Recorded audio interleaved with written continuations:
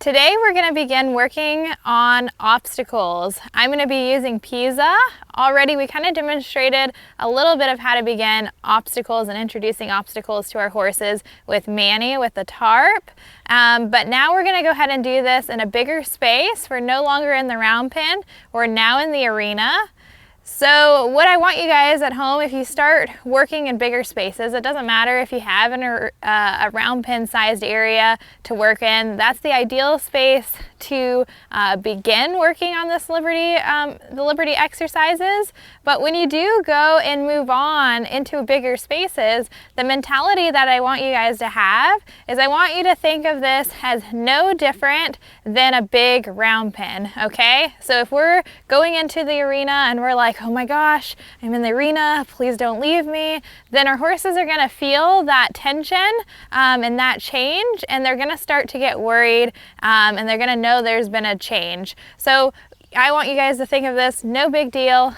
It doesn't matter that it's a bigger space.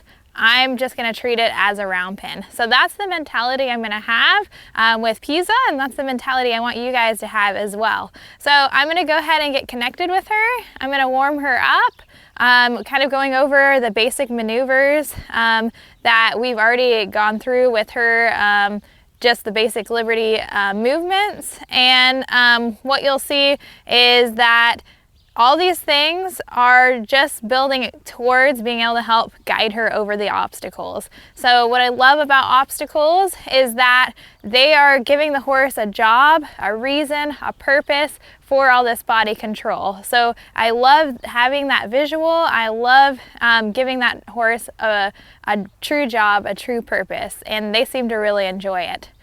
All right, so I'm going to go ahead and get connected with her. She looks eager to begin. Here she steps to me. I'm just going to go ahead and step away from her. And then it's okay if she goes ahead and then checks these obstacles out. We already have her in here because that's what I would like. Good girl.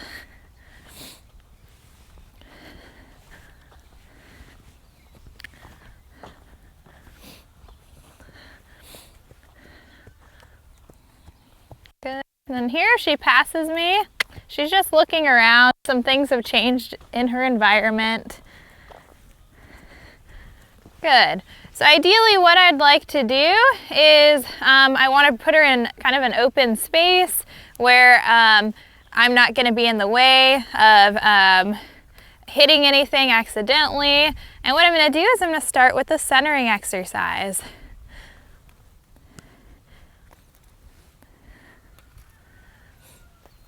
So this may seem like a really simple, non-important exercise, but I know if I'm about to do a performance with my Liberty horses, that if they can't stand quietly and relaxed for this, I am guaranteed that they're going to leave me. So this is super important that they can show this discipline, this connection, because this is the easiest job they'll ever have, just to stand here. Good girl. That was really nice.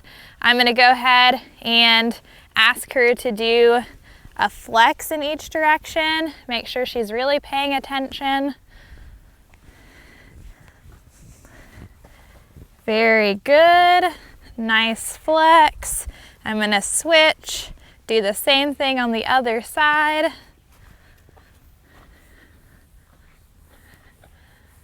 Very good. Good girl. All right, so after I've done that, I'm going to go ahead and do the flexed yield. I'll let her lick and chew here for a second. I like that she's processing and relaxed about this. So here I flex, I ask for her hind end, beautiful, and then I release. And here she wanted to walk forward. Remember how I said some horses that lack a lot of forward, don't have a lot of draw, the movements help get that. There she just naturally wanted to fall into step with me. Okay, so here I have her flexed. I'm going to ask for her hind end. I'm going to rub and I'm going to release. Beautiful. I love that she's letting me do that one step at a time. Now I'm gonna go ahead, after starting to move her body parts, getting to something a little more difficult, I'm gonna go ahead and ask her to walk with me as her release and reward. Now I'm gonna double up with this as a chance for me to take her to an object that she might be wanting to check out. And when I do this, I give her a chance to walk around the object before I ask her to go through it. So that way there's no pressure, I can let her be curious. Together we're gonna go ahead and check it out. It's not about going to the object and going through it. So the first one I'm gonna do is the pool noodle. So what I'm gonna do, I'm gonna rub her here, tell her she did great, and then I'm gonna walk with her. Or ask her to walk with me. My back's turned, we're relaxed, walking together, and we're just gonna go ahead and walk around this pool noodle. I want her, if she wants to go check it out, she can. That's the purpose of this. But I'm gonna go ahead and try to redirect her attention back to me. If she gets distracted, that's fine. I'm gonna step back and say, stay with me, please. And here she wants to go check the other things out. Perfectly fine, that's what this is about. She has the freedom to do what she needs to do.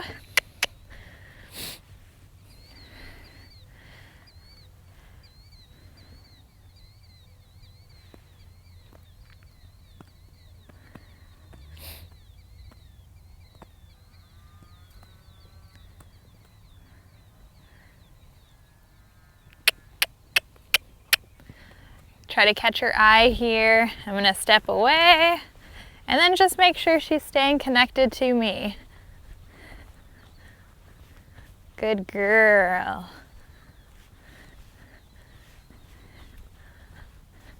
This isn't about her staying at my shoulder. If she happens to be that close, great. Otherwise, I like to see that we can maintain a connection at a distance. And then I'm gonna bring her back to this open spot where we were just previously. Now that I went through those first few steps, I'm gonna go ahead and warm up her shoulder control and make sure that I can get those shoulders moving. Good girl.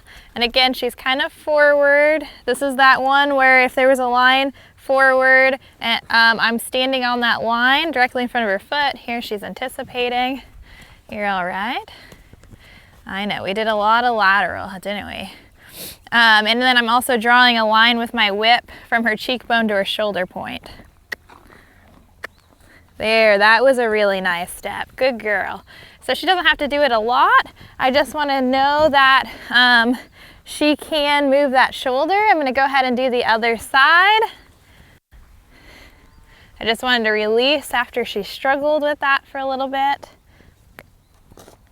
Good, very nice. That shoulder control looked awesome. You'll notice again, just a quick reminder that I rub back into position after the movement, which sets her up either for a second step or it also rubs kind of that, desensitizes her and kind of rubs that sensitivity away a little bit. So that was really good. I'm gonna go ahead and ask her to walk with me around another object.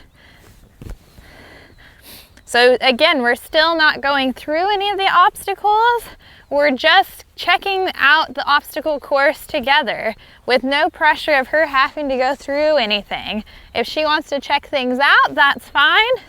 Otherwise, I'm just gently guiding her and redirecting her to me.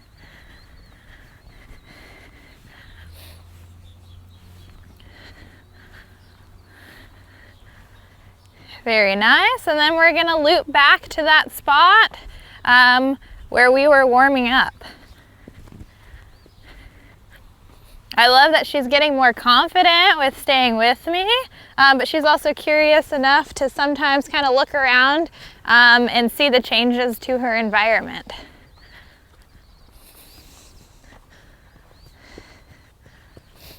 Good girl.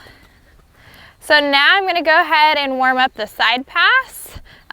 So I'm going to get into position here.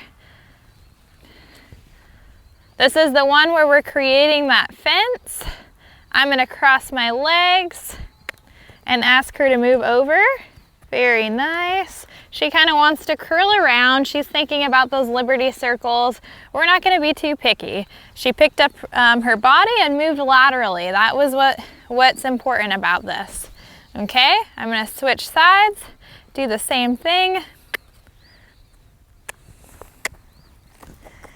And that one, she could have tried to be a little less forward, so I'm just gonna do that correctional backup and ask her to back off of that, and then we're gonna try again. I get into position. No, ma'am, we're not doing side pass towards. Good, very nice. So sometimes when horses are learning a lot of different cues, they'll get those cues kind of confused because they're learning so much information. She's like, oh, is this what you want? Is this what you want? And that's totally fine. I'm just not going to accept that answer until she gives me the answer that I'm looking for. Very good. Good girl. So now I'm going to walk her again one more time. I'll work on funneling and then we'll introduce the first obstacles. I'm going to go ahead and let her go the other direction with me here, so she has a chance to see the obstacles out of both eyes.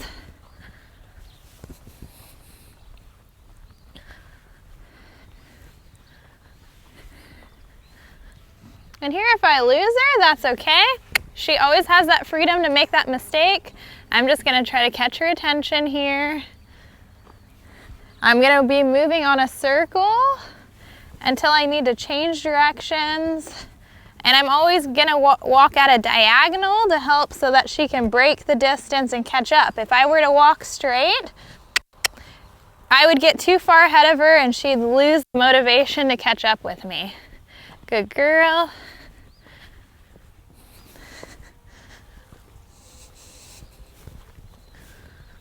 And then we're gonna go back down to where we were warming up.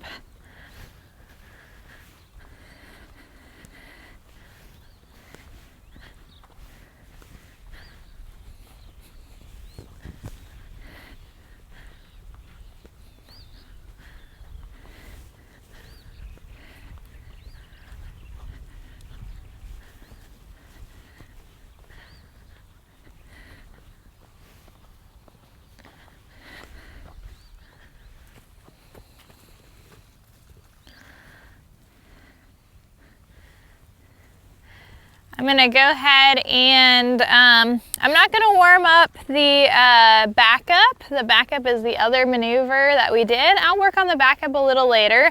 But when a horse is first learning these liberty movements, that draw, that forward is really important. I don't wanna overdo the backup too much. Now, if I had a really pushy horse, then you can never overdo the backup.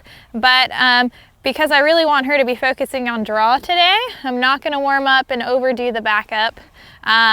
What I'm gonna go ahead and do now is just work on that funneling, so going to the forward. But if at any point I need to, I feel she's too forward, I can go back and say, hey, let's go ahead and work on the backup, get you thinking about staying out of my space, respecting my space a little bit.